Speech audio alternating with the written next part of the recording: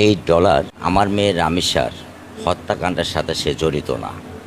এবং আমি যতটা ধারণা করছি এবং যতটুকু আমি জানতে পেরেছি, এটা আমার কাছে মনে হচ্ছে সে যখন জেলখানার ভিতরে ছিল বা আরও 10 জন মানুষের সাথে সে সলা পরামর্শ করে তার আইনগত একটা সুবিধা বা আর্থিকগত একটা সুবিধা, যেহেতু সে সেখানের স্থায়ী বাসিন্দা, এটা পাওয়ার জন্য এটা তার একটা ছল চাতুরি।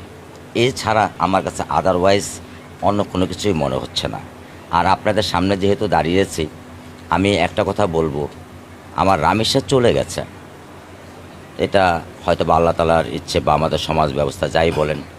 তারপরও আমি মাননীয় প্রধানমন্ত্রী যে দ্রুততার সাথে আমার রামেসার বিচার প্রক্রিয়া শুরু করবার জন্য উনি যে কথা দিয়েছিলেন, এবং মাননীয় যুব ক্রীড়ামন্ত্রী উনি বারবার আমার সাথে যোগাযোগ রাখছেন, এবং আমাদের স্বাস্থ্যগত, আইনগত এবং যত দিকে যা সমস্যাগুলো যে আছে, উনি আমাকে একেবারে আপন ভাইয়ের মতো করে নিয়ে আমাকে উনি আগলিয়ে রেখেছেন, এবং যত সলা পরামর্শ বা আইনগত এই দিক থেকে আমাকে সাহায্য করছেন।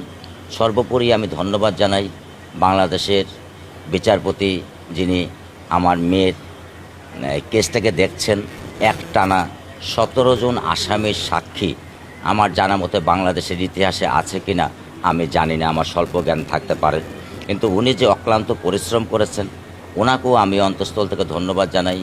তার পাশাপাশি সরকার নিয়োজিত যিনি উকিল আছেন ওনাকেও আমি ধন্যবাদ জানাই, এবং বিচার বিভাগের সমস্ত কর্মকর্তা কর্মচারীকে, তাদেরকে আমার অন্তঃস্থল থেকে ধন্যবাদ জানাই এই বিচারটা দ্রুততার সাথে এবং একটানা করবার জন্য।